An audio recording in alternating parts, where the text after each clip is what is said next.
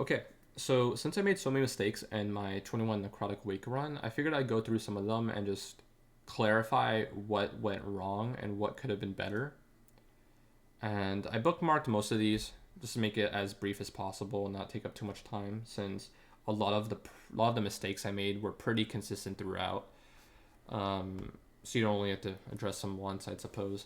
But yeah, let's get into it. So on this first pool, immediately you're gonna see I open with Shadow Strike. Now I don't recommend you do that with a pack this big, and well, I mean any pack really, but especially one of this size.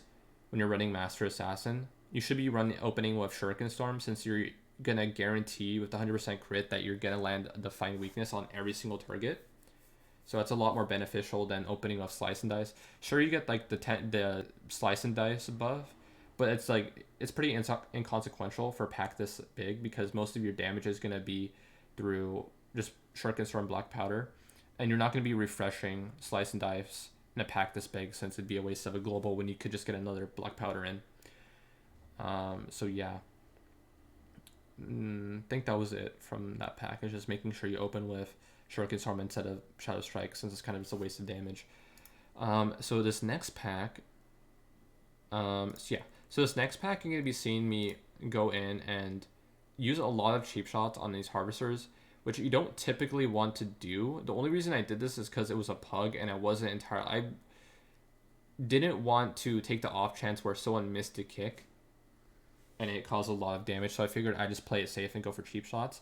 Typically, it's not something you want to do, especially if you know you have kicks up, since it's just a waste of a. So not only is it a waste of a global, but it's also a waste of a global during your damage window. And you just don't want to do that, especially if you have kicks up. Going into this Pride, right? So this Pride was more of a question of judgment on my part, since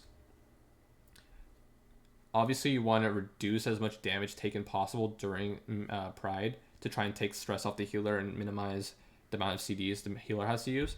And for my role especially, it's just whether or not to use Cloak. And since the boss is coming up next, I guess I erred on the side of caution, in the sense that I really wanted Cloak to be up for the next boss, just to deal with the mechanics in case. I figured we'd have this Pride pretty easily, since it's just the first Pride. We have everything up for it, but typically I just want to ask, can I cloak here, or do I need it? Oftentimes with most Prides you're able to cloak it, and I would cloak it around, so you don't want to be reflexive about it, you want to be preemptive about it. You don't want to cloak at 20 stacks, like as you get to 20 stacks and everyone's starting to die. You'll pop Cloak and you're like, oh, I'm starting to die, that's why I'll pop it. No, you want to pop it ahead of time, just to negate the damage, to make it even easier for the healer. So I recommend popping it around maybe 12, 11, and 12 stacks, depending on how long you think the Pride's gonna last. Typically Pride will, depending if you're popping a CD or not, if you're popping CDs, if you're using Combust and you're using all of your Shadow Dance and all that, should last around maybe 16 to 17 stacks of Pride. So yeah, just using Cloak at around 11 or 12 stacks, whichever is what I would recommend. So we don't have Kyrian, which could have helped with Pride, unfortunately. But so moving on to this boss. So this boss, okay. So this was it's pretty evident what went wrong on my part, and it's pretty obvious what not to do. But I guess coordination is the main problem here. I was just being dumb and got confused, since I'm not really sure in terms of utility what a Guardian Druid could do to keep this pack here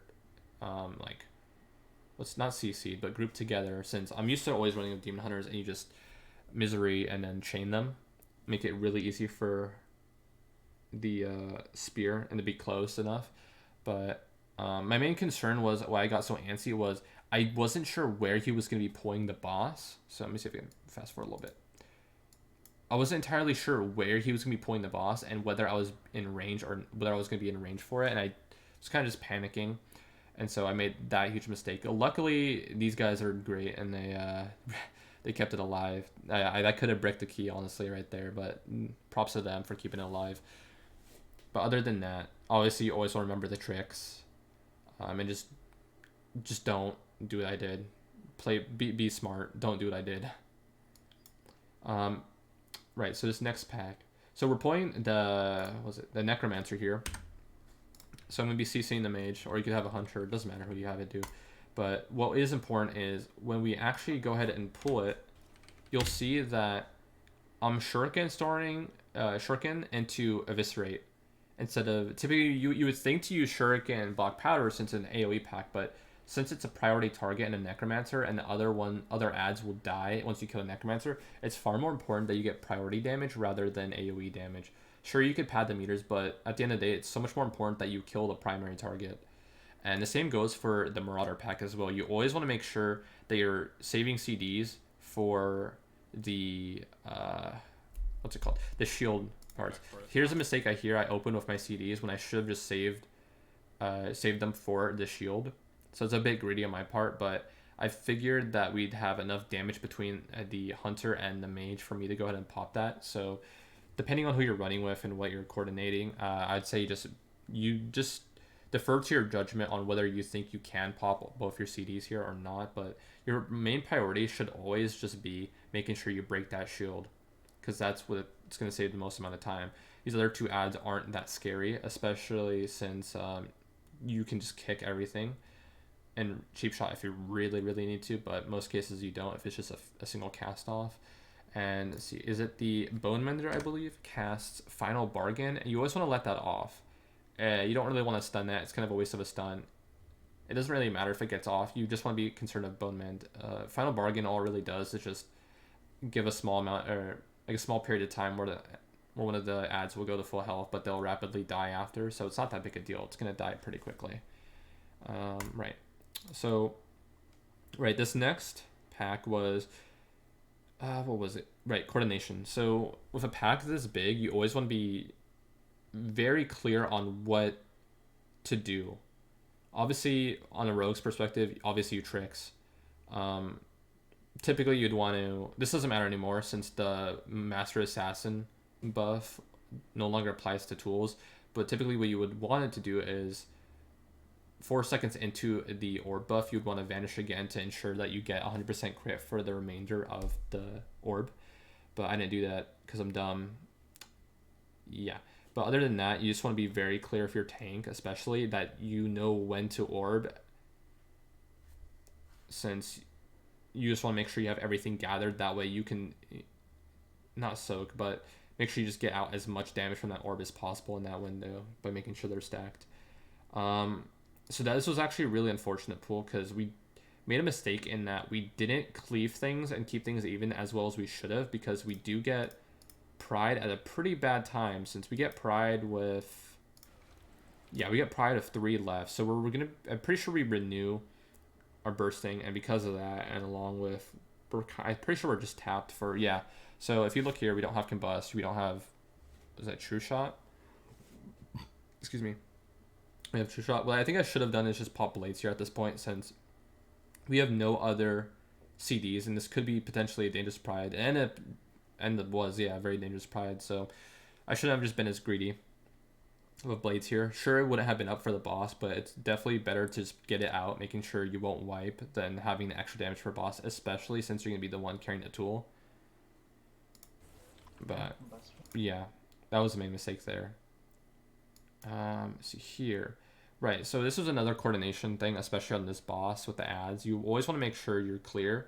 From the audio, you can tell that we were figuring out as we went on what we were going to do with the ads, whether we were going to CC them or just kill them. On the rogue's part, you always want to be very clear on which ad you're going to be CCing. You always want to, which mage you're going to be CCing. You always want to call out which one you're going to be blinding, especially if you're running with a daughter. That way they know ahead of time, before it even, or as it's spawning really, that they should not dot that one, otherwise they'll break the CC and that'd be scuffed. You don't want to do that. Let's see here. Right, so upstairs, again, another coordination. You always want to be clear for your group what you're going to be doing. Here we weren't sure if we wanted to orb this pack, which definitely lost damage by not opening with orb from stealth. But again, that doesn't matter anymore since they killed Master Assassin on the tools, unfortunately. But other than that, you always want to make sure you know when to use the tools and what to use the tools on. Always want to be clear of that. Let's see here. Right, so this was a big problem I had with the fixate. So you always want to make sure you know who has fixate. You could typically tell by the aggro on the DPS on who has it. But what I should have been more aware about is the mage who is combusting here. And the way I kite this is really, really bad, especially for the mage. Since I start to drag him slowly out of the range, what I should have done is, first of all, I shouldn't be backpedaling. That's just dangerous, especially since these trash have basically outlaw reach, really. They hit you from so far for so much, which, if you have evasion up like I do, wouldn't be a problem for kiting, since I can kite him in a more desirable area towards the mage and just pop evasion. And if I really need to, I could just shadow step back to the other ad to kite if evasion wears off. So you always want to be cautious of and aware of where your other DPS are positioned. That way you can maximize their damage for them. I'm pretty sure mage was probably annoyed that I dragged his target away from him. So you just want to be careful of that. Right, so here was, what was this? Right, so with this pack, you're going to see that I had Sepsis come off CD, and it was a really, not necessarily a huge mistake. It's okay, yeah. I'd say it's a pretty big mistake not to maximize the damage you can get out of Sepsis, since it is half the CD of Shadow Blades. It lines up really easily for sub, so you're able to get another one in before you can get up with Shadow Blades. So what I should have done here is, as it comes off CD, immediately use it. That way I can just ensure that it's going to line up with Shadow Blades and I get the extra damage in.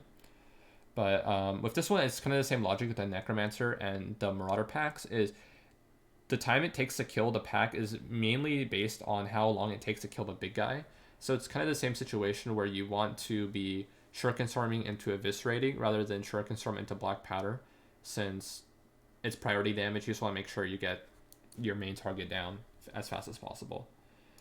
Over here, right. I don't think it matters to go into depth about this because, again, Master Assassin was removed for the tools. But mainly what I was doing was I was just staying in stealth until the boss came down and then opening from stealth with the spear. That way I could save Vanish in case I needed it at some point. But that doesn't matter anymore. Here, what main mistake you'll see is I end up pulling aggro from the creation after I spear because I popped tricks way too early. I popped it, I think, at the like, as we pulled this guy, so it was just a huge waste. And I end up having to use Vanish to lose the threat, which was a huge mistake there. Wasted a CD.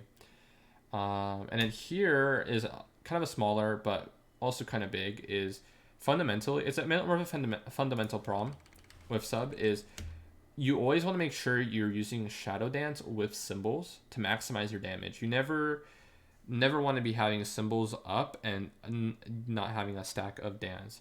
And one of the main problems I have here, as you're about to see, is I'm getting a stack of symbols off this. Yeah, so after spending that finisher, I get a stack of symbols back up, which I should have saved, but I ended up, out of panicking of not killing the boss quick enough, I just popped it reflexively, and I should have saved it for when symbols came back up, since the boss would be coming down anyway.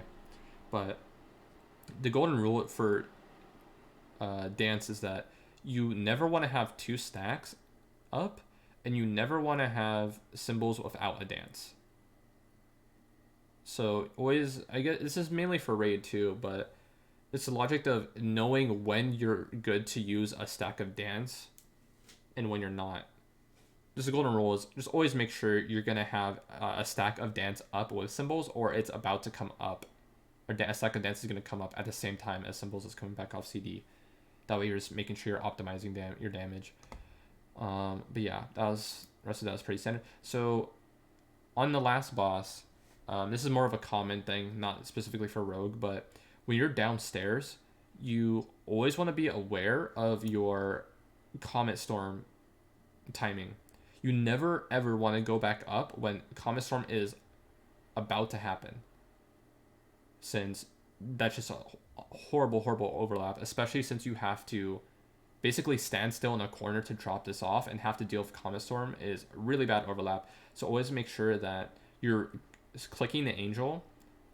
I'd say maybe about halfway through Comet Storm, like Comet Storm actually happening. I'd say maybe halfway around that time, you should be good to head back up. But yeah, it's especially dangerous since you won't typically have your sprint back up if you've used it during here. So it just makes it a lot more difficult to make sure you don't take damage if you have that overlap. So overall, it's a lot safer not to. And I guess the final mistake that I want to highlight was hammer. So I should have used hammer earlier. I believe the problem was, yeah, so I think the problem was that I had popped, yeah, I popped Shadow Dance here when the shield was coming up, so I couldn't vanish to use hammer. And I don't even think I thought to do that. I think I just completely forgot about hammer at the time, but you just want to make sure if you have a tool, you want to use it when you're supposed to, since I have waited way too long to use mine. And yeah, you just want to make sure whenever you have a tool, just use it. But right, that's basically it. Props to the other guys for being super chill about all the mistakes I made. Other than that, it was a pretty interesting run with all the mistakes I made, and it serves as a pretty good example of what not to do. So yeah, that's it. If you have any questions, just leave a comment and I'll get back to you.